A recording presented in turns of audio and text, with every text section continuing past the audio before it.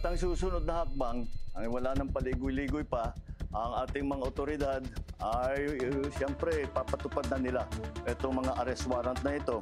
Aarestuhin na sila, ihaharap sa korte at pananagutin sa batas. Walang special na pagtrato, walang sinasanto. Ako ang nagsimula nitong lahat.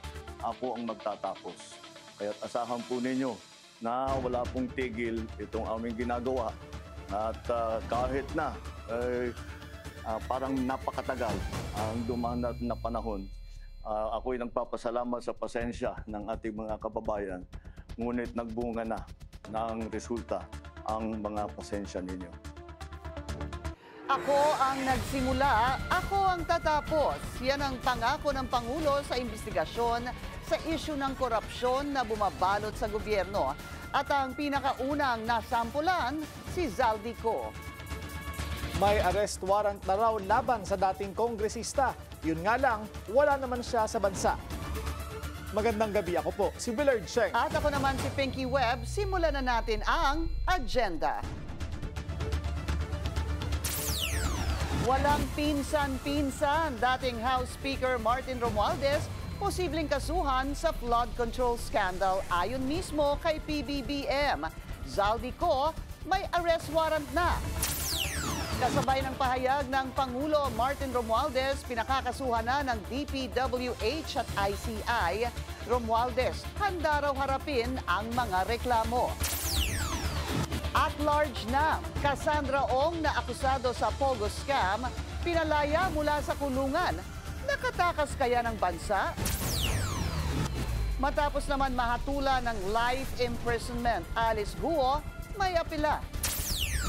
Bitcoin sumadsad sa 7-month low. At pambato ng Mexico, nanalo bilang Miss Universe 2025. At isa manalo, itinanghal na third runner-up.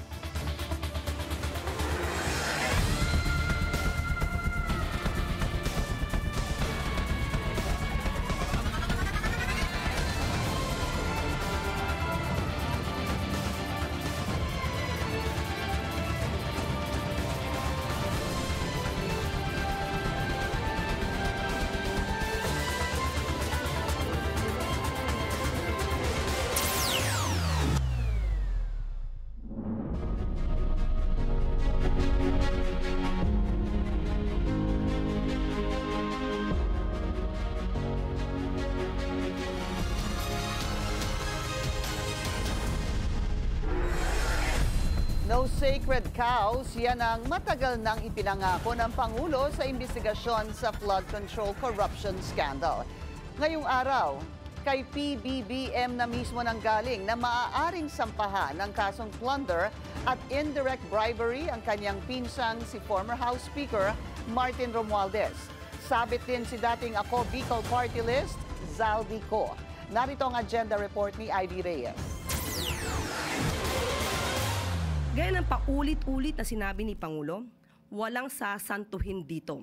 Kahit kamag-anak, kaibigan, kaalyado, there will be no sacred cows. 2 buwan simula ng sambitin ng Malacanang na walang sisinuhin ang investigasyon ng administrasyon, nagbigay mensahe ang Pangulo ngayong araw na maaaring sampahan ng kaso ang kanyang pinsan at dating House Speaker Martin Romualdez. Kaya ngayon ay nais kong ipalaman sa ating mga kababayan na ang ICI at saka ang DPWH ay lahat ng nakuha nila na impormasyon ay ire-refer, ibibigay na sa Ombudsman para imbestigahan ng Ombudsman. Ito ay tungkol sa mga impormasyon ng dating Speaker Martin Romualdez at saka ni Zaldico. Ayon sa Pangulo, susunod lang ang administrasyon kung saan sila ituro ng ebidensya. Kung mapatunayan daw ng ebidensya na may kinalaman si Romualdez at resigned Congressman Zaldico sa flood control scandal, maaari silang sampahan ng plunder o indirect bribery charges. Matatandaan na nang ituro ni Zaldico ang magpinsan bilang utak umano sa anomalyang ito, nananatili raw na bukas sa anumang investigasyon si Romualdez. Dumalo na rin ito sa mga pagdinig ng Independent Commission for Infrastructure nang ipatawag siya bilang resource person. naninindigan si Romualdez na wala pang kahit anong konkretong ebidensya na nakapagtuturo sa kanya. Matatanda ang isa sa hamon sa pamahalaan, lalo na kay Ombudsman Jesus Crispin Remulla, ay kung tatablahin ba niya ang frat brad niyang si Romualdez. Para sa agenda, Ivy Reyes, Billionaire News Channel.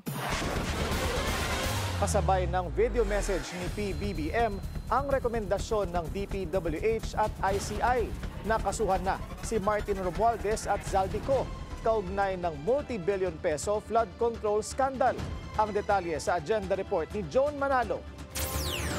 Pinakakasuhan na ng Department of Public Works and Highways at Independent Commission for Infrastructure sina former House Speaker Martin Romualdez at former Ako Bicol Party List Representative Zaldico. Plunder, graft at direct bribery ang mga kasong inirekomenda laban sa dalawa, ayon kay DPWH Secretary Vince Dizon. Pormal na isinumite ng DPWH at ICI ang kanilang referral sa Office of the Ombudsman kaninang umaga, kung saan bit-bit din nila ang dose-dose ng kahon na naglalaman ng mga dokumento kaugnay sa flood control scandal. Kabilang narito ang mga kontrata ng mga kumpanyang naiuugnay kay Ko, ang SunWest Incorporated at Hightone Construction. 100 billion pesos ang halaga ng mga nasabing kontrata na mula 2016 hanggang 2025, ani DPWH Secretary Vince Dizon. We leave up to the Office of the Ombudsman for further investigation and for eventual filing. No, kagaya po ng sinabi ng ating Pangulo, may tiwala po tayo sa proseso, may tiwala po tayo sa ating Ombudsman, may tiwala po tayo sa ating mga korte kapag ito ay umabot na sa kanila. Bukod sa mga kontrata, isinumite rin ng dalawang ahensya ang mga sinumpaang salaysay mula sa Senate Blue Ribbon Committee hearings. Kasama rito ang sinumpaang salaysay ni Orly Guteza na umano'y dating security aide ni Ko. And they are linked with our investigation and also the ICI's investigation to the recommendations that we have made in this referral for former Speaker Martin Romualdez and former Congressman Zaldico. Matatanda ang sinabi ni Guteza na inatasan siyang maghatid ng mali-maletang pera sa bahay ni Ko at Romualdez. Pero napatunayan ng Manila Regional Trial Court Branch 18 na pineke ang pirma ni Attorney Pechi Rose Espera sa notaryo sa affidavit na isinumite ni Guteza. Agad namang naglabas ng pahayag ang kampo ni Romualdez na nagsabing handa siyang harapin ang mga reklamo laban sa kanya. I willingly submitted myself to the ICI's fact-finding process, appeared voluntarily, and remained in the country. Throughout all these proceedings, no sworn or credible evidence has ever linked me to any irregularity, and again, my conscience remains clear. Naniniwala rin daw si Romualdez na magiging tapat at maayos ang review at evaluation ng Ombudsman. Sa tansya ng ICI, nasa 1,200 na individual ang maaaring masangkot sa mga maanumalyang flood control projects sa bansa. Kaya sa susunod na linggo, aasahan daw ang mga dagdag na dokumentong makatutulong sa kanilang investigasyon. Kabilang narito ang galing sa AFP at PNP at mga proyektong nakubra ng mga kontrobersyal na kontratista. Para sa agenda, Joan Manalo, Billionaire News Channel. Nasa Office of the Ombudsman na nga ang bola at gaya ng sinabi ng Pangulo, susundan nito ang ebidensya. Yan ang agenda report ni Hannah T. Nakatakdang aksyonan ng Ombudsman sa susunod na linggo ang rekomendasyong makasuhan na sina dating Representative Zaldico at former House Speaker Martin Romualdez. Yan ay matapos irekomenda ng DPWH at ICI o Independent Commission for Infrastructure na makasuhan sila ng plunder at iba pang charges. Nanindigan si Ombudsman Jesus Crispin Remulla na susundan lang nila ang ebidensya. Evaluation muna, titingnan namin yung contents, fact-finding, and fact-finding if there are things that are needed para pwede namin i-subject sa preliminary investigation. Pagdating sa timeline, posibleng abutin daw ng buwan ang investigasyon. Pero sinisiguro ni Remulla na may makakasuhan pa rin bago matapos ang taon. Katunayan, nasa 15 kaso na raw ang nasa ilalim ng preliminary investigation kaugnay ng flood control scandal. We don't want to file weak cases. The cases have to be properly vetted and prepared. Bago umalis sa pwesto, naging House Appropriations Committee Chair si Ko sa termino ni Romualdez nung ito pa ay House Speaker. Sabi ng DPWH, posibleng nag-commit ang dalawa ng plunder, direct bribery at lumabag sa Anti-Graft and Corrupt Practices Act. Lumitaw ang kanilang mga pangalan sa flood control scandal matapos iturong may kaugnayan sila sa pagtanggap ng kickbacks sa mga questionableng flood control project.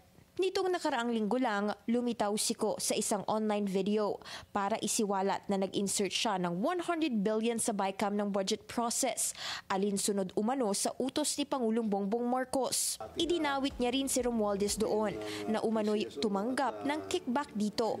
Sabi ni Remulla, walang value ang nasabing pahayag ng dating kongresista dahil hindi naman ito sworn statement, pero sinusundan na raw nila ang ilang clues sa pahayag niya. Sinusundan na namin yung pwede namin magamit doon kung merong relevance talaga. Di ba kasi ano yan eh? Ang yung kay Zaldico parang crowdsourced information yan eh. Kailangan pa rin patotohanan ni Ko ang kanyang mga paratang at dapat umuwi na raw ito sa Pilipinas. Nakatakda namang magsumite si Senate Blue Ribbon Committee Chair Panfilo Lacson ng panibagong set of documents sa Ombudsman para maimbestigahan daw nila ito. Hindi kasi ito nasakop ng Blue Ribbon sa kanilang mga nakaraang pagdinig at sa mga dokumentong ito, posibleng lumitaw ang mga bagong pangalang sangkot sa flood control scandal. Para sa agenda, Hannah T., Bilyonaryo News Channel. Sa bagong video, inanunsyo ni PBBM na may arrest warrant na laban kay Zaldico. Bukod kay Ko, damay din daw ang 17 individual mula sa DPWH at SunWest Corporation. Kasunod ito ng pagsampa ng kaso ng Ombudsman sa Sandigan Bayan itong Miyerkules, batay sa ebidensya mula sa ICI at DPWH. At ang susunod na hakbang, ay wala nang paligoy-ligoy pa, ang ating mga otoridad ay siyempre papatupad na nila itong mga arrest warrant na ito. Aarestuhin na sila, ihaharap sa korte at pananagutin sa batas. Walang special na pagtrato, walang sinasanto. Ako ang nagsimula nitong lahat. Ako ang magtatapos. Kaya't asahan po ninyo na wala pong tigil itong aming ginagawa. At kahit na parang napakatagal ang dumaan na panahon. Ako'y nagpapasalamat sa pasensya ng ating mga kababayan.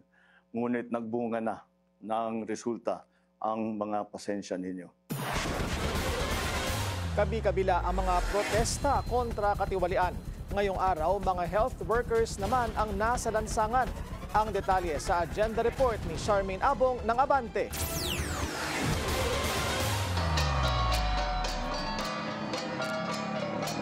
Isang human chain against corruption ang isinagawa ngayong tanghali para ipahayag ang mariing pagtutol sa umaning malawakang korupsyon sa mga proyektong pang-infrastruktura, lalo na sa mga health center na sinasabing may anomalya.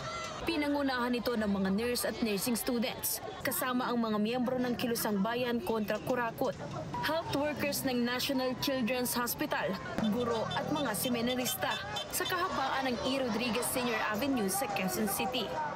Ito ay grupo ng mga nurses na sawang-sawa na sa kasalukuyang pangyayari kung saan ang ating mga politiko mismo at mga opisyal sa gobyerno ang nagnakaw sa kaban ng bayan. Habang ang ating mga ospital at ang ating mga pasyente ay kulang na kulang sa mga medisina at saka mga pasilidad. Sa kanilang programa, isa-isa nilang ibinahagi ang epekto ng umani scandalous projects sa kanilang komunidad at pang-araw-araw na buhay. Sinasabi namin na hindi lamang ang mga nakasuhan ngayon ang may kasalanan. Ang aming panawagan dapat pati hanggang sa Pangulo, sa opisina ng Presidente, sila ay accountable dito sa corruption na to. Inihayag din ng grupo na sasama at makikiisa sila sa isasagawang malawakang kilos protesta sa November 30 sa Luneta Park. Nagsagawa rin ng kilos protesta ang mga health worker mula sa Philippine General Hospital sa harapan ng Department of Health sa Maynila kaninang umaga. Bilang paggunita sa Health Sector Day of Action Against Corruption, Lumabas ng ospital ang mga health worker, kabilang ang mga doktor, nurse at health advocate para magsagawa ng rally. Bilang pagpapakita ng galit sa gobyerno, humiga sila sa kalsada habang isinisigaw na ibalik ang pera ng bayan. Pinagbabato rin sa kilos protesta ang muka ng mga sinasabing opisyal na gobyerno na sangkot sa korupsyon.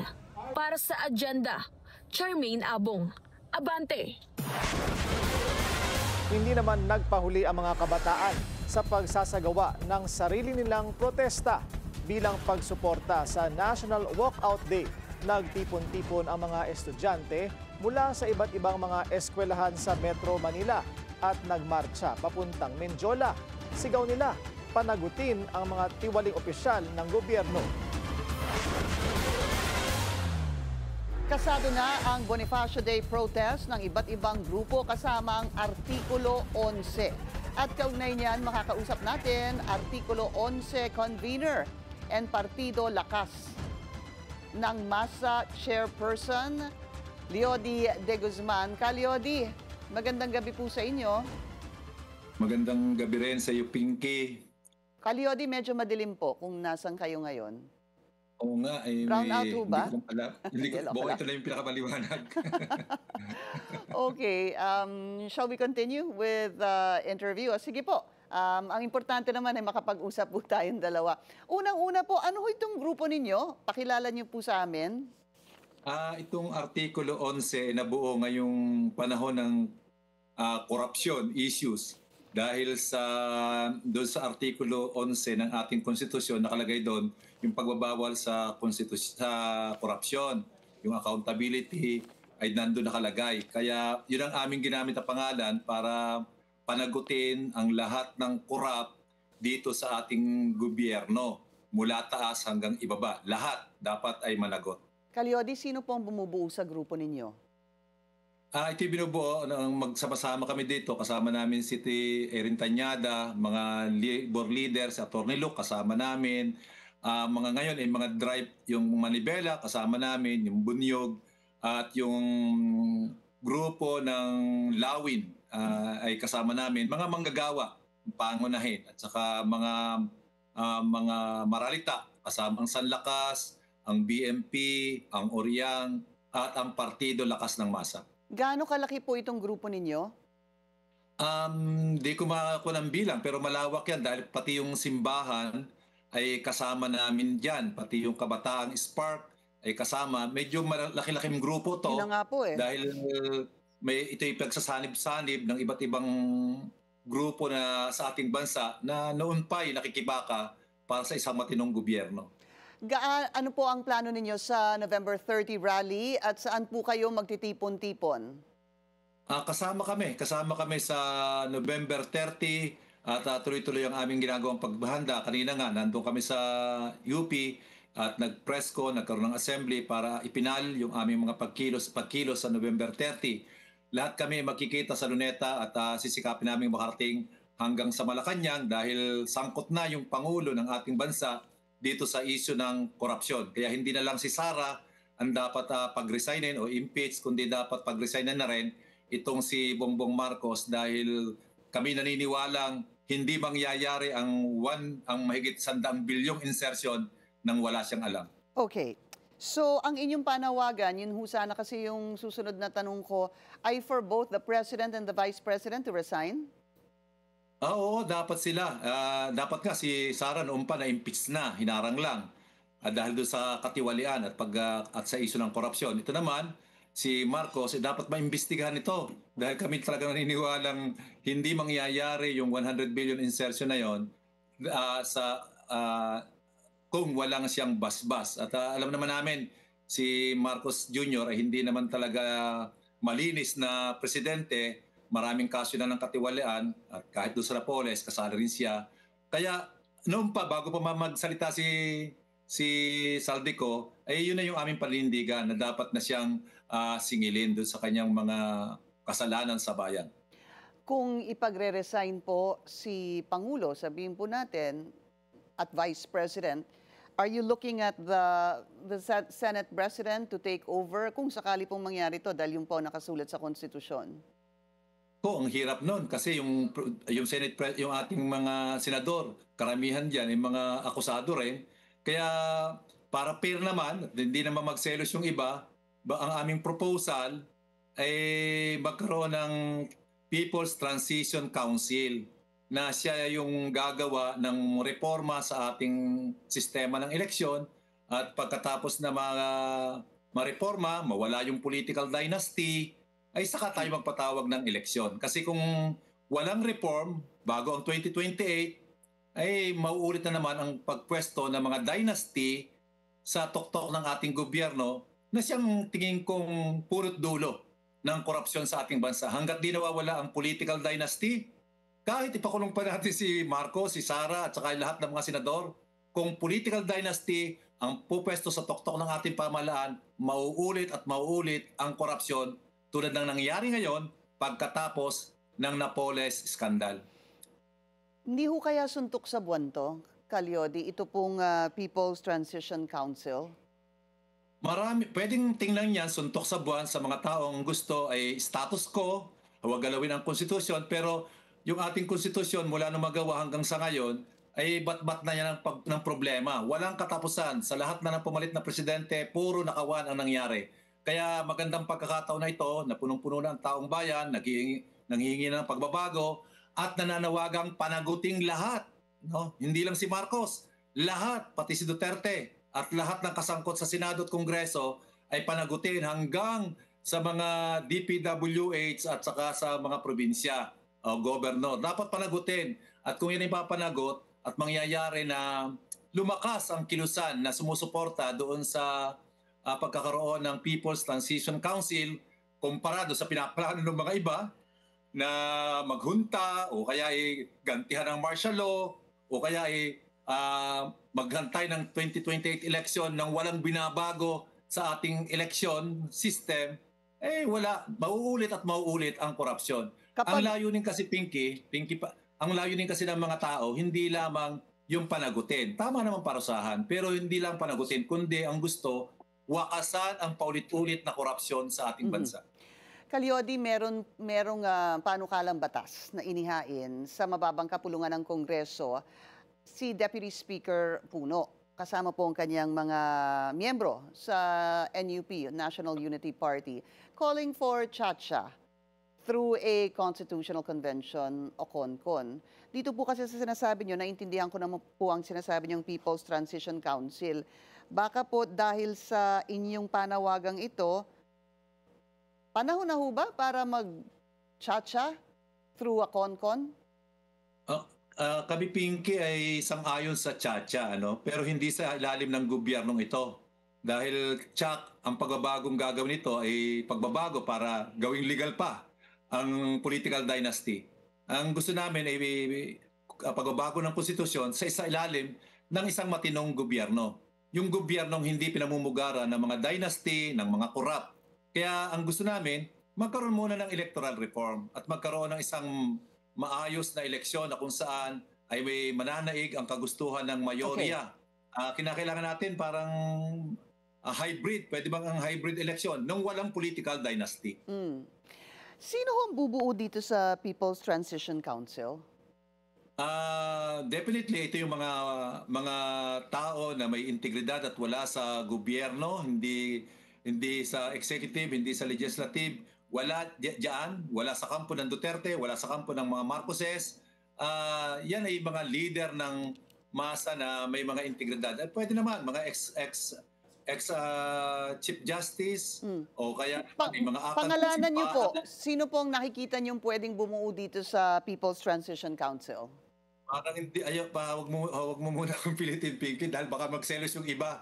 Hayaan natin yung mabubuo na mangunguna sa pakikipaglaban para sa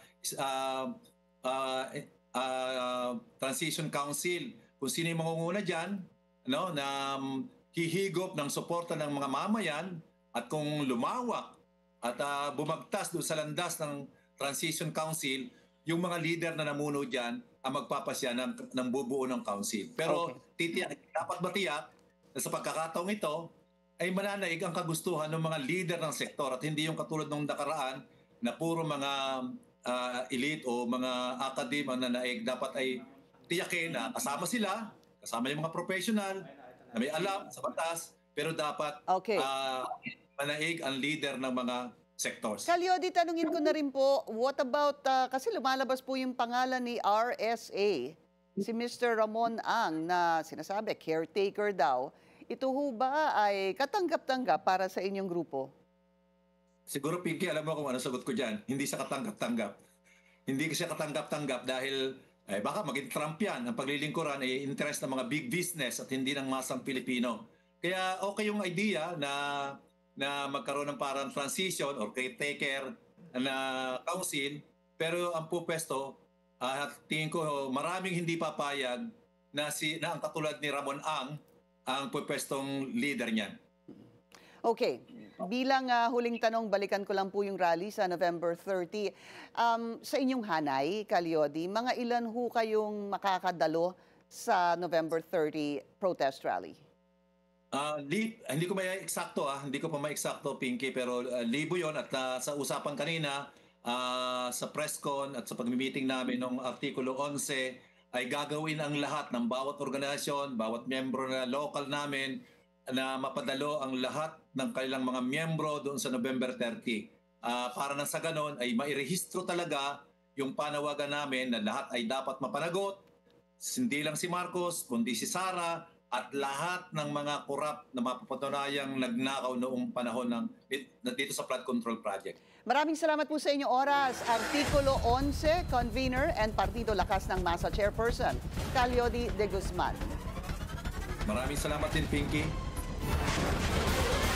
Duda ang August 21 movement o ATOM na magiging patas si PBBM pagdating sa kanyang pinsan na si former House Speaker Martin Romualdez. Sa at the forefront ng Billionaire News Channel, sinabi ni ATOM President Voltaire Bohol na baka gayahin lang ng Pangulo ang ginawa ng kanyang amang si Ferdinand E. Marcos sa kanyang AFP Chief of Staff na si General Fabian Ver.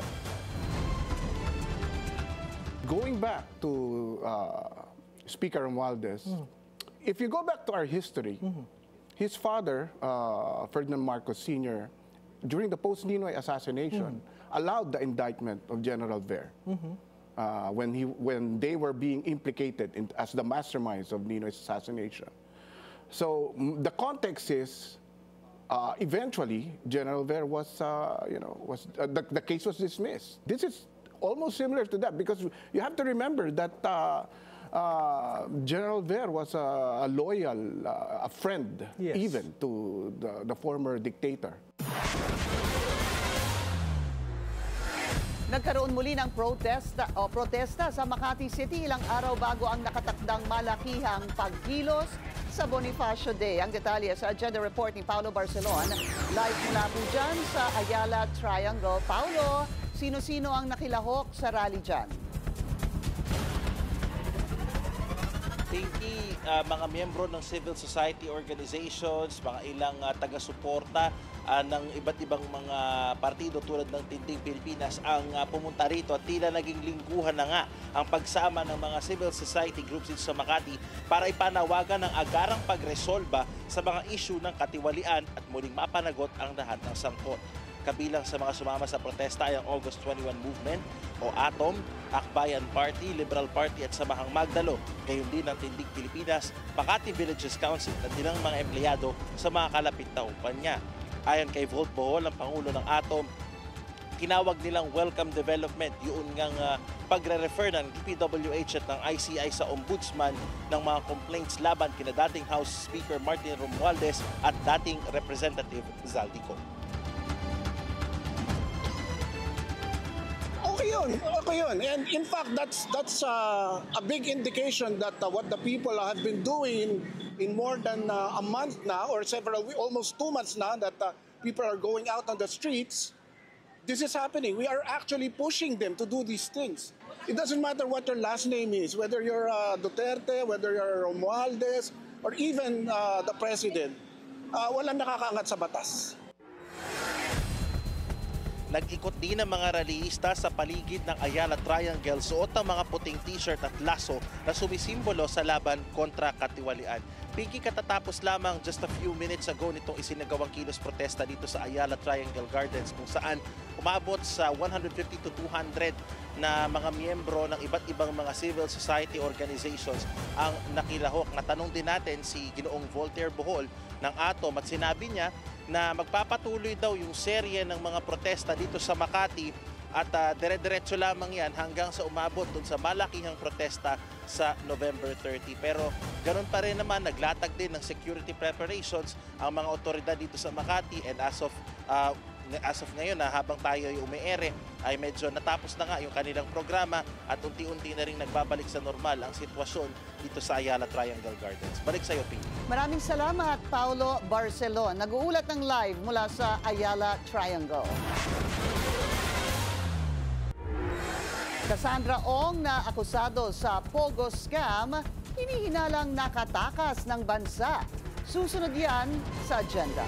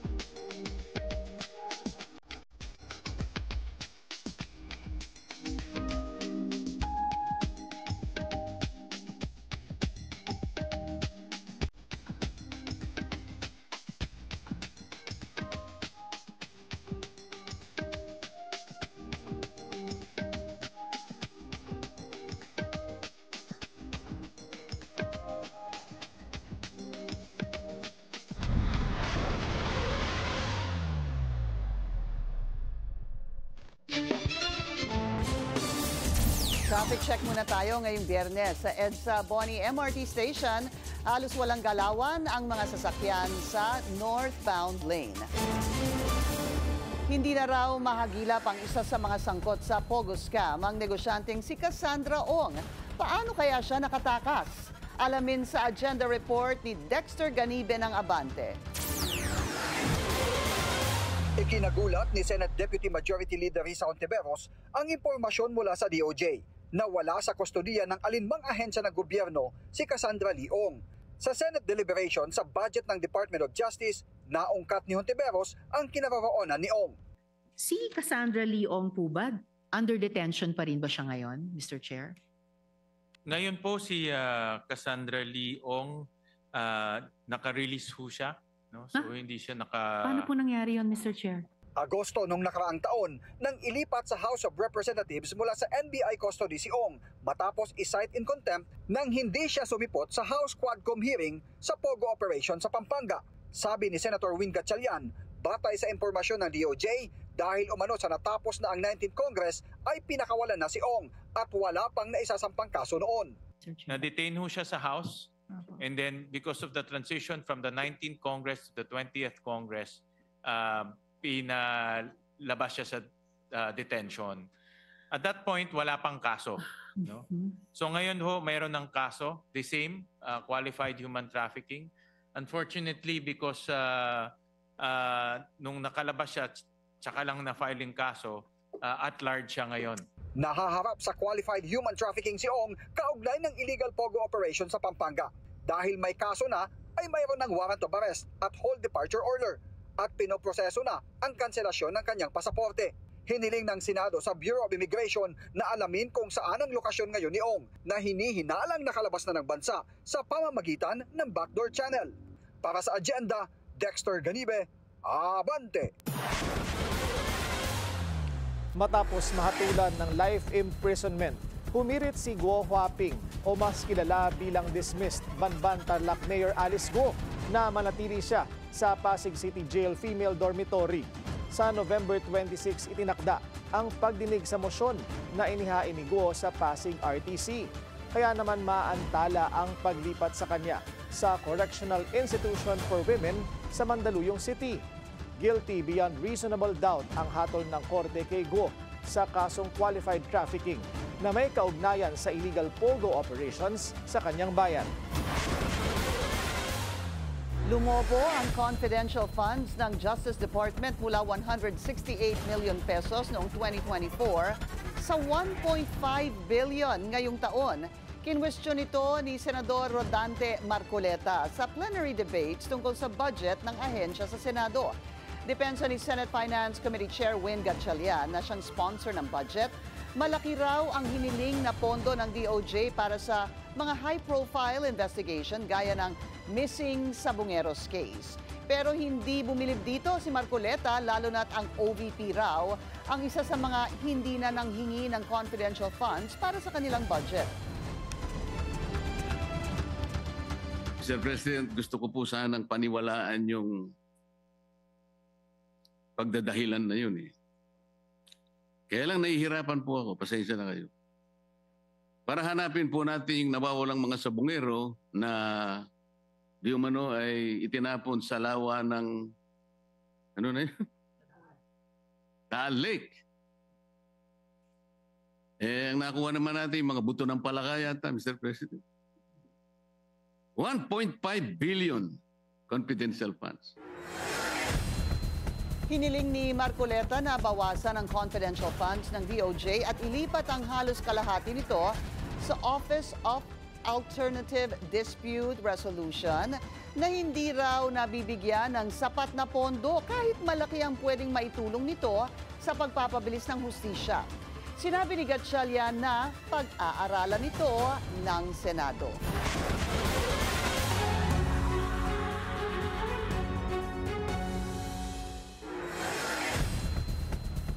Itinakda na ng ICC ang araw kung kailan ito pagdidesisyonan ang apela ng kampo ni FPRRD sa pagbasura sa kanyang request for interim release.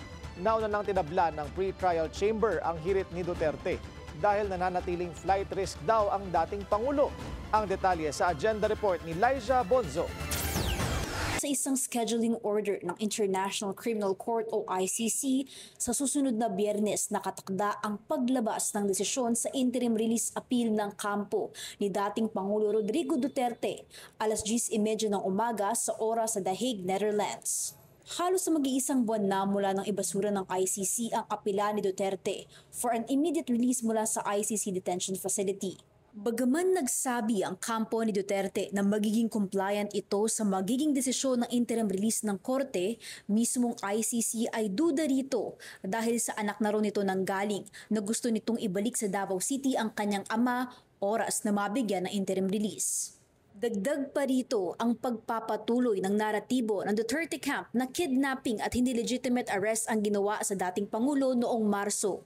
At panghuli, ang mga umunoy attempt ng pamilyang Duterte na i-delegitimize ang court proceedings at ang pagsasabing peke ang ilang mga testigo sa kaso. Nitong linggo lamang, humiling ang kampo ng bunsong anak ni FPRRD na si Kitty Duterte sa Korte Suprema na iresolba na ang nakabinbing mga petisyon para maibalik sa kustodiya ng Pilipinas ang dating Pangulo. Sa kanyang 26-page motion, hiniling din ni Kitty sa korte na bigyang direktiba ang gobyerno na gawin ang lahat ng makakaya nito para ma-facilitate ang pagbalik ng kanyang ama sa bansa. Giit ni Kitty, mahalaga ang hakbang na ito para maiwasan ang further deterioration ng kalusugan ni Duterte at ang pinangangambahan nilang undignified death in foreign custody. Matatanda ang sinabi na dati ng lead legal counsel na si Nicholas Kaufman, kumpirmadong may cognitive impairment daw si FPRRD at hindi na ito makatanda ng mga dating pangyayari, lugar, oras at maging ng ilang miyembro ng kanyang pamilya. Para sa agenda, Liza Bonzo, Billionaire News Channel.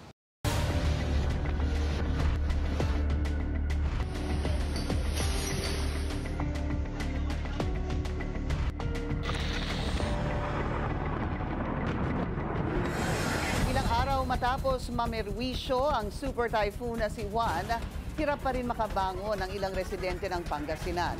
Kabilang sa mga lubos na apektado ng bagyo ay ang mga mangingisda. Kaya ngayon pa lang inaasahan na nilang magiging malungkot ang kanilang Pasko. Yan ang agenda report ni Dobby de Guzman. Palubog ng araw. Pero hindi pa makauwi si Mang Francisco, mangingisda ng barangay Manibok sa Lingayen, Pangasinan. Kailangan na niya kasing maayos ang bangkang sinira ng malalaking alon o storm surge bunsod ng Super Typhoon Uwan. Akala ko po, wala na, wakas na. Dahil malalim yung tubig.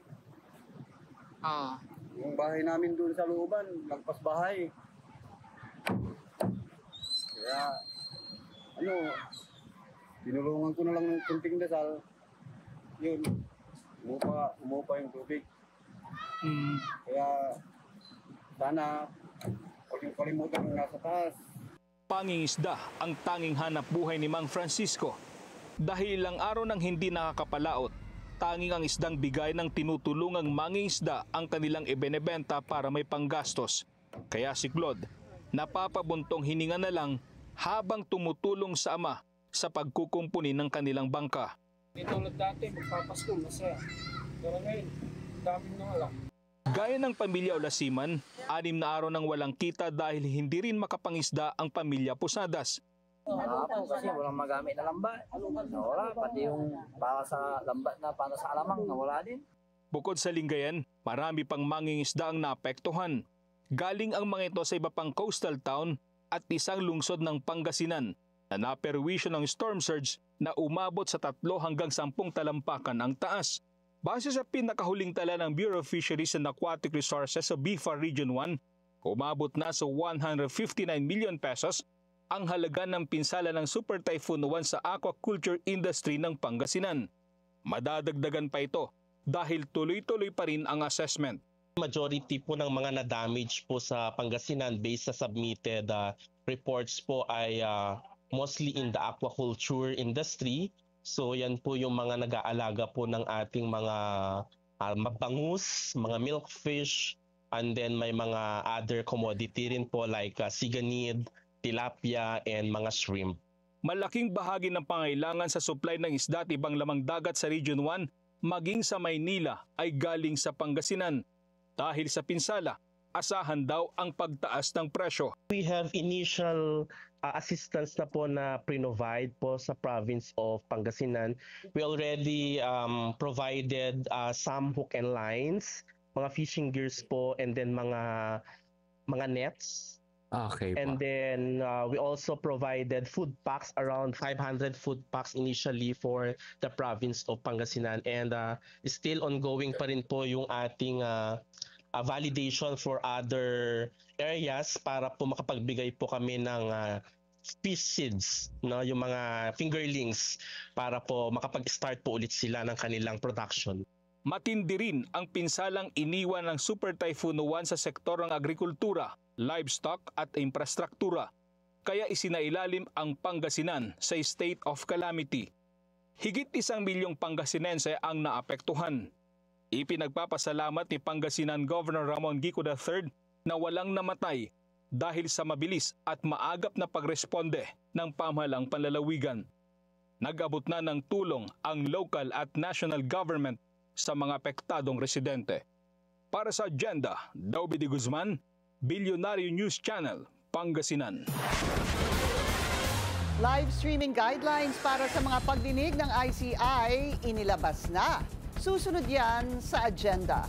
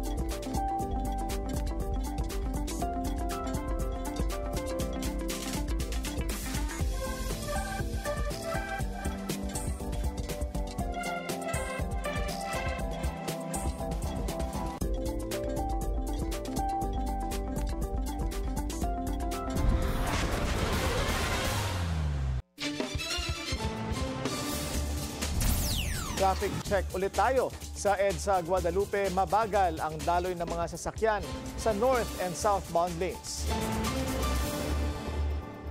May guidelines na para sa pagsasapubliko ng mga pagdinig ng ICI. Babala ng komisyon, hahabulin nito ang mga lalabag sa mga patakaran. Ang detalye sa agenda report ni Ryan Reloban ng Abante. Inilabas na ng Independent Commission for Infrastructure ICI ang guidelines para sa isasagawang live streaming sa lahat ng proceedings sa flood control scandal. Ito ay matapos ang ilang buwan na panawagan ng mga Pilipino para sa transparency sa mga ikinakasang investigasyon sa anomalyang ito. Ayon kay ICI Executive Director at Spokesperson Attorney Brian Osaka, isa sa publiko ang mga pagdinig ng mga iimbitahan nilang resource person maliban kung hihiling ang mga ito ng executive session. Posible rin anyang hilingin ito ng mga ahensya ng pamahalaan na nagsasagawa rin ng flood control investigation pero limitado lamang sa Anti-Money Laundering Council o AMLAC, Ombudsman, DOJ, PNP at NBI. Dagdag pa ni Attorney Osaka, papayag lamang ang ICI sa executive session kung may sapat na batayan para hindi ito maabuso. First of all, if yung information na maaaring ibigay ng ating resource person nakakonekta sa national interest or national security, pagka yung information, it will put the life and safety of an individual in imminent danger. Tapos pagka ito ay will interfere, any information will interfere in the enforcement of the in the investigation. So marami yan, nakalagay ito sa guidelines. Mababasa ninyo kasi yung mga basis or legal basis natin o yung mga rason for executive session ay nakasulat doon. At titignan ng commission mabuti yan kung ang request nila ay hindi saklaw doon sa may exception na yun, live streaming tayo. We want the commission as requested to be as transparent as possible. However, we are limited by what is provided for by the Constitution, by laws, and as I mentioned earlier, rulings and issuances even by our courts. Para naman sa mga kawani ng media, kailangan munang magpasa ng letter of application sa ICI pero posible itong suspindihin kapag may paglabag na nagawa sa guidelines. Mahigpit din na ipagbabawal ang repeat airing ng audio-visual recording at live streaming ng walang approval sa ICI maliban sa maikling footage at still image. May kapangyarihan din ng komisyon na ipatigil ang buo o bahagi ng live streaming ng isang hearing kung may violation sa kahit anumang panuntunan. Bawal din ang sino man na mag-record, retransmit, reproduce o edit ng subject proceeding depende kung may approval sa komisyon. Babala ni Attorney Osaka na hahabulin nila ang mga sino mang individual na lalabag sa mga patakaran. Meron doon sa guidelines also, there's also penalties with regard to violation of our live streaming rules. What's the penalty? Wala pang, it may be provided for, as may be provided for by, that is stated in our guidelines.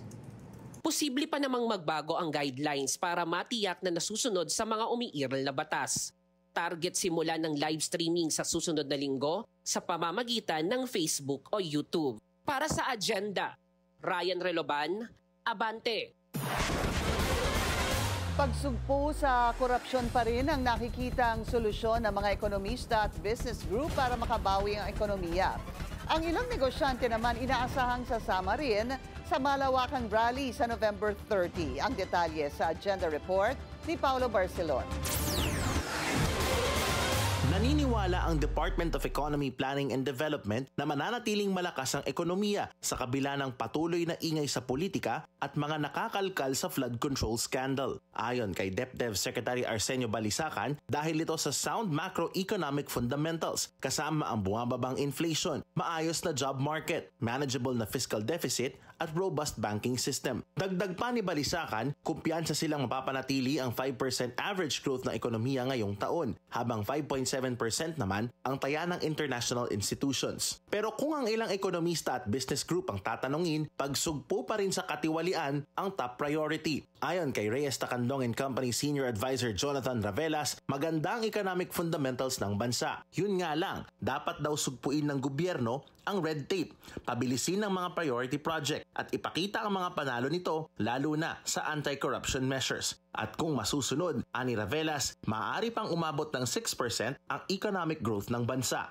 Sang-ayon si RCBC Chief Economist Michael Ricafort na anti-corruption measures ang kailangan para maipakita ng Pilipinas ang potensyal nito sa world stage. Wala rin daw choice pa ang gobyerno kung hindi mag-crackdown laban sa katiwalian at iangat ang mga governance standard nito. Isa sa mga nakikita niyang quick wins para sa gobyerno ay ang pagrekomenda ng ICI at DPWH sa Ombudsman na kasuhan ng plunder sina dating Speaker Martin Romualdez at resigned Congressman Zaldico. Welcome development din ito para kay PCCI Vice President for Trade Brian Ang. Well, it sends a strong signal.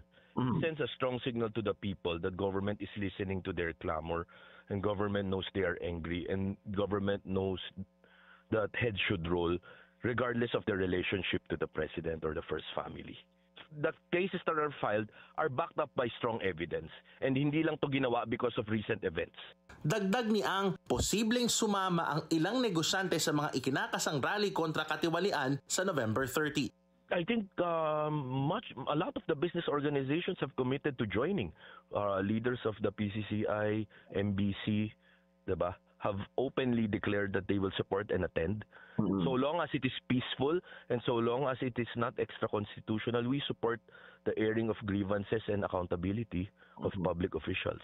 Kasi wala nang violence, walang junta, walang call for a reset, walang call for anything extra-constitutional. Everything is within the bounds of law. Ayon naman kay Balisacan, nananatiling aligned sa Philippine Development Plan 2023 to 2028 ang mga prioridad ng economic team. Yan ay kahit nagkaroon ng balasahan sa gabinete matapos ang transition sa pagitan ni Secretary Ralph Recto at Secretary Frederick Go sa Department of Finance. At ang pagbibitiw ni Budget Chief Amena Pangandaman bunsod ng mga revelasyon ni Zaldico. Para sa agenda, Paulo Barcelon, Billionario News Channel.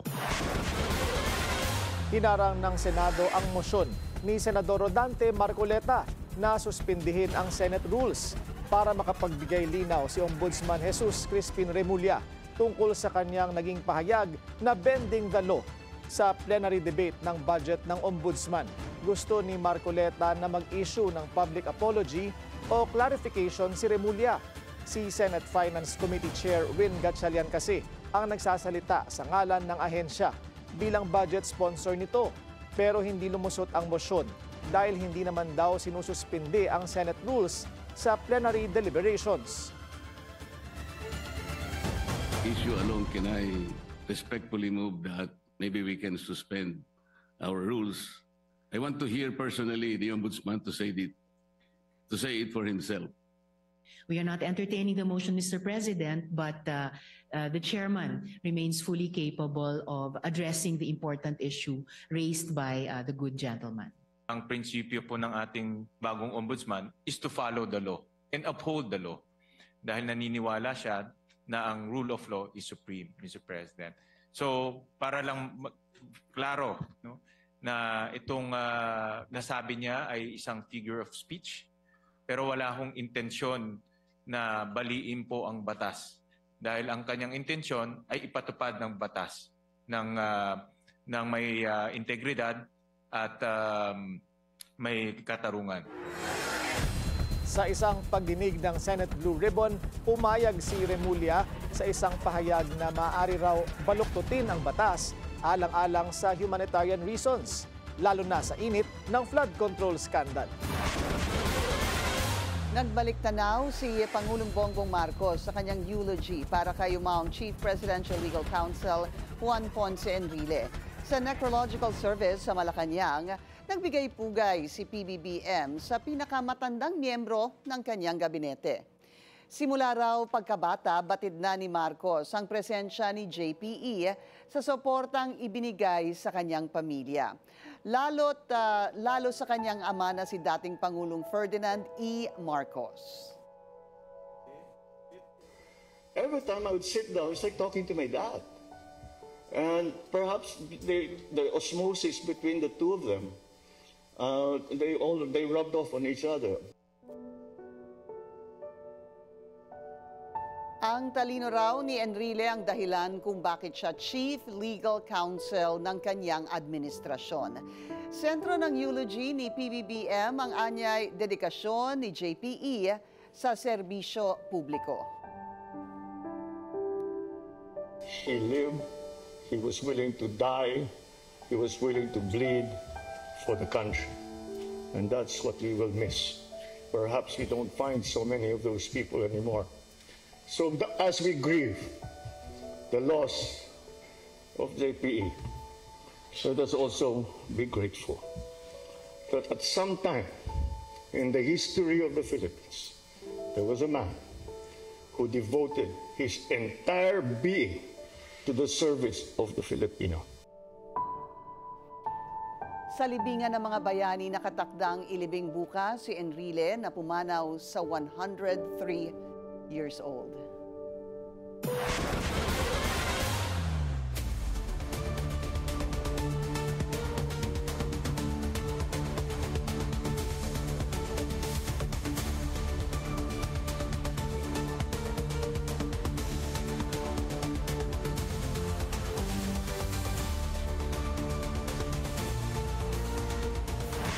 Bagsak ang Bitcoin ngayong Biyernes. Umabot ito sa 7-month low na $86,000 level. Higit $1 trillion ang nabura sa total market value ng mga cryptocurrency sa nakalipas na 6 na linggo ayon sa market tracker na CoinGecko. Ang pagbagsak ay dulot ng mga agam-agam sa market value ng mga kumpanyang may kinalaman sa artificial intelligence o AI. Matapos ang 7 buwan, 2 na muli ang CEO ng Samsung Electronics. Itinalaga si TM Rowe bilang co-CEO ni Vice Chairman Jun Yong-hyun. Mula nang pumanaw si Han Jong-hee noong Marso, tanging si Yong-hyun lang ang namumuno sa tech giant. Si Rowe naman ay nagsilbing acting head of consumer business. Layon umano ng reshuffle na tiyakin ang stability sa Samsung sa gitna ng uncertainty sa global tech landscape.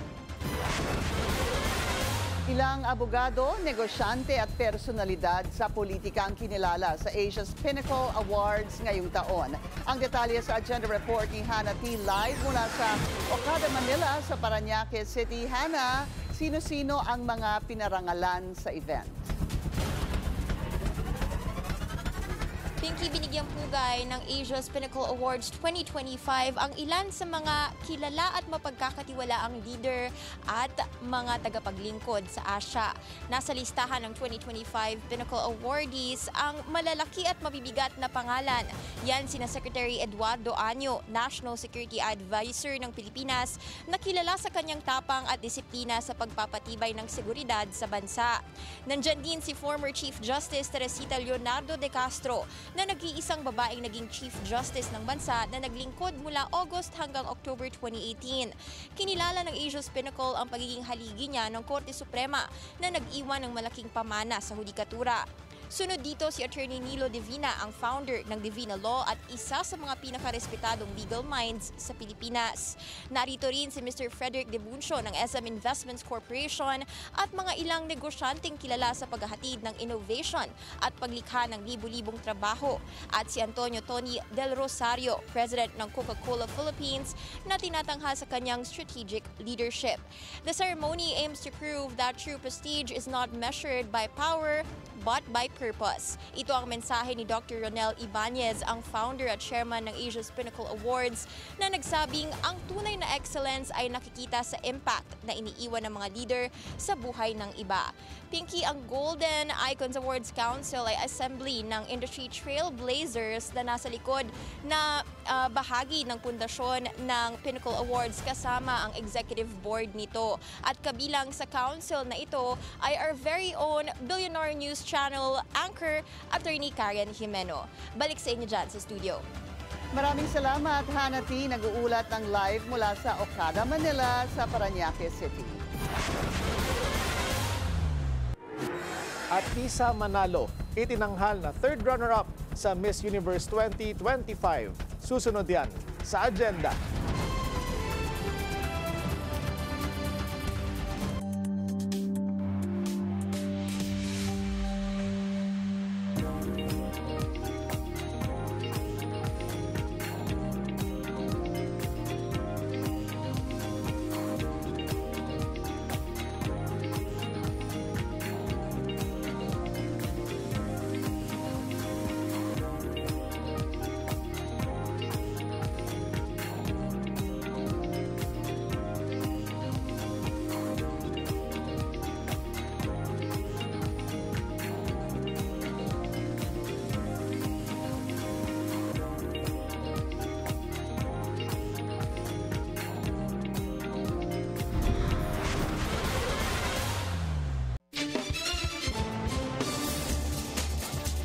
Traffic check ngayong Friday rush hour sa EDSA Mega Mall. Bumper to bumper ang mga sasakyan sa north and southbound lanes. Sinimula ng palawigan ang Oplan kontra baha ng Marcos Jr. Administration. Pinasinayaan ni PBBM ang cleaning and clearing operation sa isang creek sa Cebu ngayong araw. Ang pangakong bitbit ng Pangulo, wala ng baha sa Cebu sa susunod na taon. Ang projection natin, ang pangako sa atin, 1 year. So ang pangako sa akin, pagka umulan ulit, hindi na magbabaha. So mga 9 months na trabaho, bago dadating ulit ang ulan, hopefully by that time, hindi na tayo makakakita ng baha, kagaya ng nakita natin noon. Dahil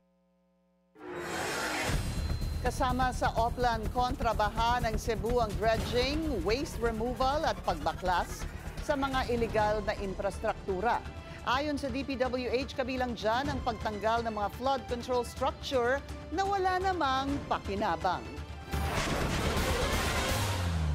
Guilty beyond reasonable doubt ang hatol sa isang Malaysian national na nahulihan ng higit 1 toneladang iligal na droga sa bansa. Isa raw itong landmark case ayon sa DOJ. Yan ang agenda report ni Liza Bonzo. Where the RTC of Olongapo found accused Ken Kun guilty beyond reasonable doubt of the crime of illegal possession of prohibited drugs. Kinilala ng Department of Justice bilang kasalukuyang biggest drug bust na may matagumpay na conviction ang criminal case ng Malaysian national na si Ken Kun. Nakapagtala ang kasong ito ng 1.48 tons o mahigit 1 milyong gramo ng shabu. Ayon sa PDEA, mayroon itong estimated total street value na lalagpas ng 10 bilyong piso. Nahatulang guilty si Kun sa paglabag sa Section 11, Article 2 ng Republic Act No. 9165 or the possession of dangerous drugs at haharap sa habang buhay na pagkakakulong at sa multang 10 milyong piso. Sa batas ng Pilipinas, ang sinumang mapatunayang may unauthorized possession na higit 50 gramo ng shabu ay posibleng humarap sa habangbuhay na pagkakakulong at multa na di bababa sa 500,000 piso hanggang 10 milyong piso. Ikinomenda rin ng DOJ ang anilang mabilis na pagtakbo ng kaso. Nagsimula itong gumulong ng mahuli si Kun noong June 19 sa isang maritime interdiction operation sa tulong ng Philippine Navy. Nasimulan kaagad ang inquest investigation nito makalipas lang ang 2 araw.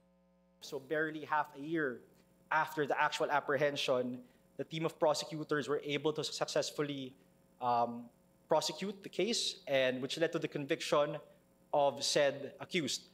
Again, this is the biggest drug bust in history, in recent history. Ang panel of prosecutors na nagbigay daan sa conviction kay Kun ay binubuo ni na Assistant State Prosecutor Mary Grace Pulido Sadian at Prosecution Attorneys Clarissa Arcillas at Ryan Leocario. Para sa agenda, Liza Bonzo, Billionaire News Channel. Sa Estados Unidos, dinepensahan ng White House si President Donald Trump matapos niyang tawaging piggy ang isang babaeng reporter. Nangyari yan sa isang briefing sa Air Force One nang tanungin ng reporter si Trump tungkol sa controversial Epstein files. Ayon kay White House Press Secretary Catherine Leavitt, prangka lang talaga si Trump. If there's nothing incriminating in the file, Venezuela, you've all seen it yourself. You've all experienced it yourselves, and I think it's one of the many reasons that the American people reelected this president, because of his frankness. And he calls out fake news when he sees it. He gets frustrated with reporters when you lie about him, when you spread fake news about him and his administration. But he also is the most transparent president in history.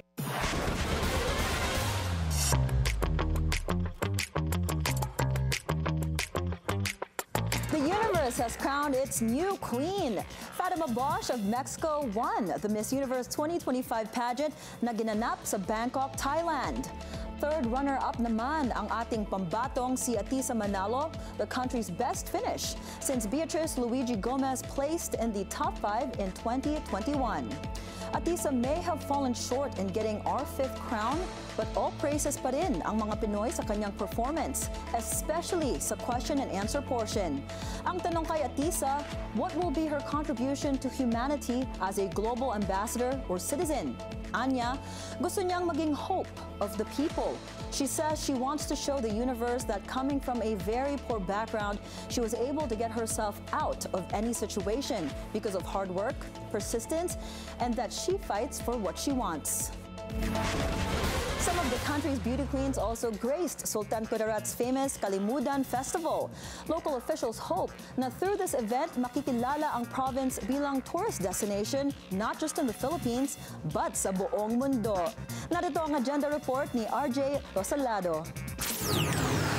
Sa unang araw ng Kalimudan Festival, isang makulay at engranding float parade ang bubungad sa mga residente ng Sultan Kudarat sa Central Mindanao. Tampok ang ilang mga disenyo na naglalarawan ng kultura at tradisyon ng Sultan Kudarat. Ibinida din sa float parade ang ilang mga tanyag na landmark sa iba't ibang bahagi ng mundo. Sa Capitol Ground, patok sa mga residente at local tourists ang tinawag nilang Global Village, kung saan makikita ang ilan sa makilala at tanyag na tourist landmark sa buong mundo. Tulad ng Leaning Tower of Pisa sa Italy na kinagigiliwan ng mga bisita. Patok din ang mga tourist landmark ng China, Amerika, Greece at South Korea. Bumiyahe kayo para lang para maki-join dito sa Kalimudan Festival. Pamilya ba kayo pumunta dito? Or... Pamilya, mga anak ko. Ang request ba ito ng mga bata? Gusto nila. Interested po talaga ako dito sa Italy kasi dream country ko po ito na mapuntahan. Ang gateway to global recognition, isa ito sa mga hinahangad ng provincial government ng Sultan Kudarat sa kanilang konsepto ng Global Village, kung saan tampok ang iba't ibang landmark na makikita sa iba't ibang bahagi ng mundo. Pero pinopromote din dito ang kanilang mga locally produced product. Isa sa mga produktong ipinagmamalaki ng Sultan Kudarat ay ang Muscovado sugar na gawa sa sugarcane. Healthier option daw ito kumpara sa regular na sukar. May iba pa mga byproducts ng tubo tulad ng suka at minatamis. Mataas din ang kalidad ng mga locally produced coffee product sa Kalamansig, Sultan Kudarat. Kaya unti-unti na itong nakikilala sa ibang reyon at lumalawak na rin ang bilang ng kanilang supplier. Kasi quality po ito siya, sir. Yung parang ginasort po talaga nila. And then, kailangan talaga yung pink red. And then, yung dry talaga siya. Bukod sa agri and aquacultural product, ipinagmamalaki din ng Sultan Kudarat ang talento at galing ng kanilang mga kababayan, lalo na sa larangan ng beauty pageant. Kaya naman, world-class din ang production ng Miss Sultan Kudarat 2025, kung saan mga bigating beauty title holder ang naging host sa pangunguna ni 2018 Miss Universe Catriona Gray. Nagbigay pugay din ng LGU kay beauty queen Chelsea Fernandez na pinanganak sa Sultan Kudarat at piniling i-represent ang probinsya sa Miss Universe Philippines nitong taon. Si Chelsea ay sasabak sa Miss Cosmo 2025 sa susunod na buwan. Nagpakitang gilas ang higit 20 aspiring beauty queen pero sa huli, 3 lang ang itinanghal na panalo bilang Miss Sultan Kudarat Grand, World at Universe. Pinakilig naman ng isa sa mga most influential OPM artist ngayon na si TJ Monterde, ang fans at supporters sa kanyang pagkanta.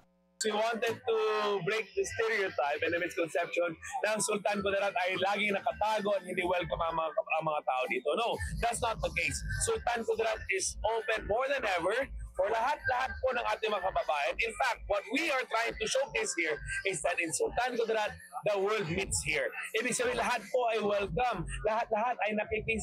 We are inviting everyone to join us in our celebration. And this is an opportunity for us to prove that Sultan Kudarat is welcoming and accommodating sa lahat po ng ating mga bisita. Bago natapos ang ikalawang gabi ng Kalimutan Festival, isang back-to-back high-quality performance naman ang ipinamalas ni Daniel Padilla at ng kanyang banda at si OPM icon Rico Blanco. Pang world-class din ang concert stage design na lalo nagpa-excite sa mga residente. Para sa Agenda, RJ Rosalado, Billionaire News Channel, Sultan Kudarat.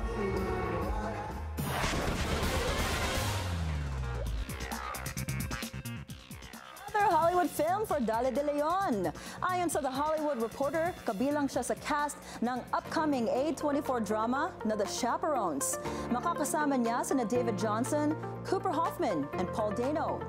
Also recently announced sina Billy Barrett, Alfred Molina, and Daniel Deadweiler. No word yet on the release date ng film, which is produced by Plan B and Robert Pattinson's production company, Iki Enoyo Arlo. De Leon shot to international fame sa Cannes darling na Triangle of Sadness. Her credits also include Nine Perfect Strangers, Jackpot, and Avatar: The Last Airbender. Chadwick Boseman forever. The late Black Panther actor is honored with a posthumous star sa Hollywood Walk of Fame. His widow, Simone, accepted the accolade on his behalf. Nagbigay naman ng tributes na Viola Davis and filmmaker Ryan Coogler, who directed the 2018 Marvel hit. Nasa ceremony din ang co-stars ni Boseman na sina Michael B. Jordan and Letitia Wright. Boseman died in 2020 after a private battle with stage 3 colon cancer.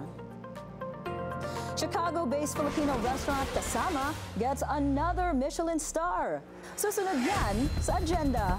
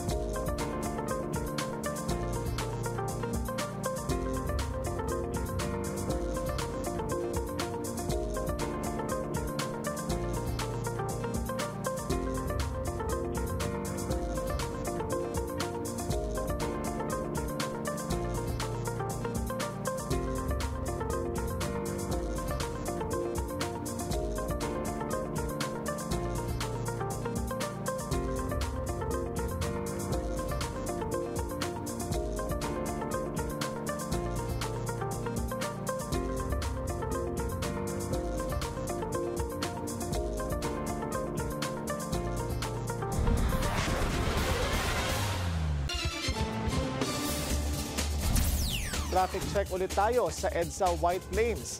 Moderate to heavy ang daloy ng mga sasakyan sa northbound lane.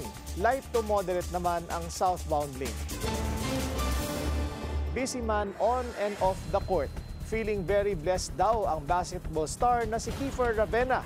Sa gitna ng pamamayagpag ng career sa Japan, may plano kaya ang Phenom na maglaro muli dito sa Pilipinas? Alamin sa Agenda Report ni Sheila Salaysay. Former national player at current point guard ng Yokohama B Corsair sa Japan B-League, Kiefer Ravena, muling nagpakita ng kanyang versatility, this time off the court. Sa official launch ng Ultra Electrolytes, ang pinakabagong hydration essential para sa mga may active at on-the-go lifestyle. Ginanap ang launch sa Rockwell East Tower, kung saan si Ravena ang nag-lead bilang product ambassador, representing a brand na tugma sa fast-paced, modern Filipino routine. Naniniwala talaga ako sa produkto. As an athlete, we all know that, yung capital namin, yung katawan namin. And with Ultra, it helps me not just recover, but of course, rehydrate in my daily life. At para kay Kiefer, all-in siya sa Ultra dahil ramdam niya ang boost nito sa araw-araw niyang hustle. Proud, honored to be part of the Ultra family. Knowing that this can really help me not only perform better, but at the same time prolong my career as a basketball player. That's one thing that we always look forward to, just keeping our bodies and our minds ready to be able to perform day in and day out, and I think that's very important.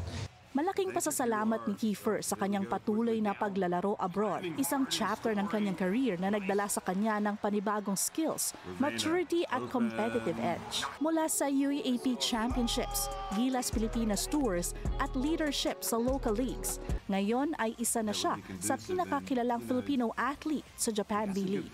Very happy, playing 5 years now in Japan. Bilis lang. Last thing you know, it was the tail end of the pandemic before I left. Now that everybody's recovering, everybody's doing better, much better after the pandemic. And in my career there, found a home, found peace in playing basketball, and of course having fun again.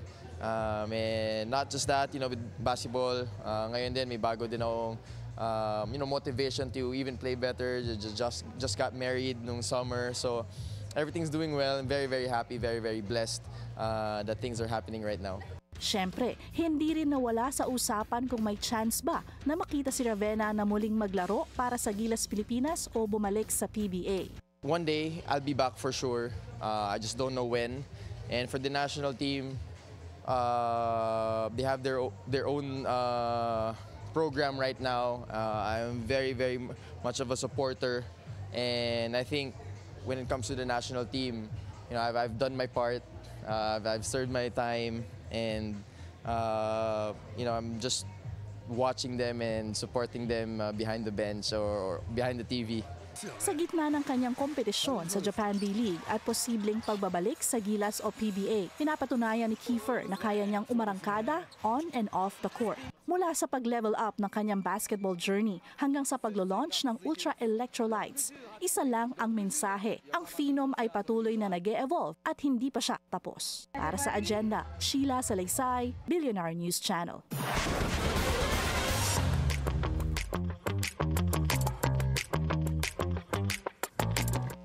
Congratulations are in order for Chicago-based Filipino restaurant Kasama. Dalawa na ang Michelin star na naturang resto with the famous guide highly praising owners Tim Flores and Jeannie Juan. The guide recognized what it says is the couple's striking originality. Sa definition ng Michelin Guide, 2 stars mean excellent cooking that is worth a detour. 2022 nang Kasama became the first Filipino restaurant to earn a Michelin star. Now, here at home, ilang restaurants na rin ang na-recognize ng Michelin Guide, including Pablo Bistro in Makati. Kwento nila, they never expected the honor, so none of them even attended the awarding ceremony. Yan ang Agenda Report ni lifestyle host Marie Lozano. Kung social media ang basihan, mukhang gumagana na nga ang Michelin Trail sa Pilipinas. Naging viral ang post ng mga foodies ng kanilang food trips, literally eating their way through the Michelin list. Ang iba, kinukumpleto ang lahat sa listahan. At dahil dito, madaming restaurant na oldie but goodie ay muling nabigyan ng spotlight.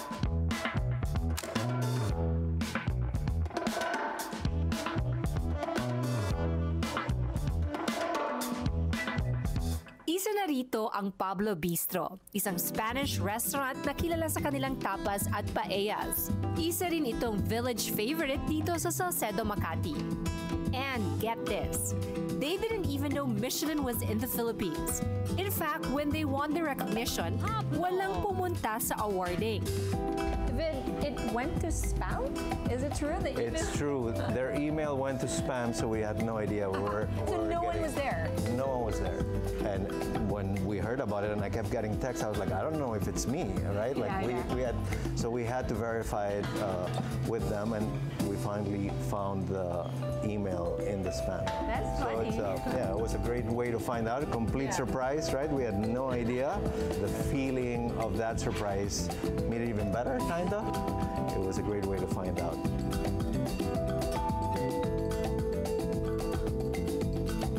At kung napadaan ka sa Levisa Street, you already know Pablo is always packed day or night. Pero welcome pa din daw ang Michelin recognition. Not only for me, but or for Pablo, but for the whole industry. To us, it's just a way for Michelin to recognize that we keep on being consistent year on year, and it's been almost 13 years. Consistency doesn't mean walang pagbabago. I think the consistency is also part, you combine it with evolution, right? So we need our patrons and our customers and our regulars to feel that there's something, new in the pipeline. And I think that that is something that also makes them comfortable with us.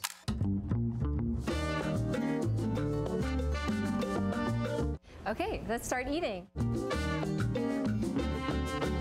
At pagdating sa favorites, we have hamon croquetas, smoked octopus with mashed potato.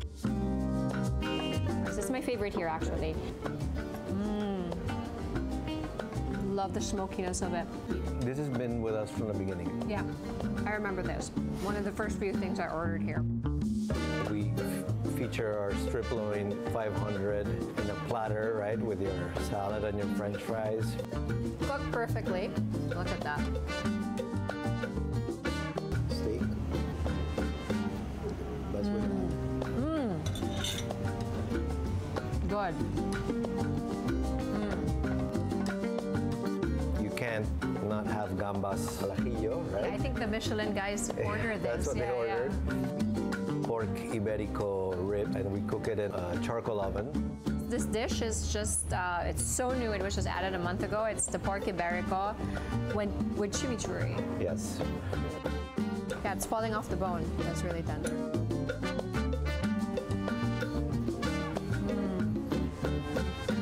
Yum. Flavorful. So I don't feel guilty. I'm going to have the salad. Yes, always. One of our best-selling salads, which is the goat cheese salad. This one is a favorite here. Goat cheese. Love this salad. Yum. A classic of consistency. Perfect flavors. It's like a well-balanced salad. Our classic thin crust paella. This is a seafood version.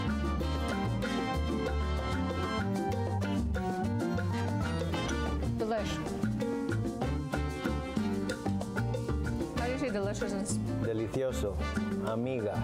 Delicioso. Cheers, David. hindi man hinabol ng Pablo Bistro ang star, pero nakakuha pa rin sila ng recognition from the Michelin Guide. Sa kabila nito, mas matimbang pa din daw ang community na nag-reward sa kanila ng loyalty long before Michelin. Para sa Agenda, Marie Lozano, Billionario News Channel. And that's it from my end. I'm Monique Tuzon. Happy Friday. Back to you, Pinky and Willard. Masarap doon. Oo, balita ko eh. Tsaka parang kilala ko yung may-ari ng Pablo. Sobrang sarap doon. If you haven't tried it, Totoo, you have to try it. Yung paella, steak, tsaka yung Goat chocolate cheese dessert. salad. Ayun, Oo, yung parang fondue ba tawag doon? Hindi ko alam. Moist eh. Oo, na chocolate. Basa ho yung polo ko dito, tululaway po ako kanina. Yung pinapanood ko kanina. Pero bakit si Marie lang yung tinawag? Hindi, pupuntahan niya lahat. Okay. Oo, okay. as far, as many as possible, okay. pupuntahan ni Marie. Balik tayong Pablo. Oo. Yan. Hi, congrats David. Congratulations! Yay. Happy weekend! 34 days to go before Christmas. Yan ang agenda ngayong gabi. Ako si Willard Cheng. At ako naman si Pinky Webb. Sa bawat issue may anggulo at ang balita may agenda.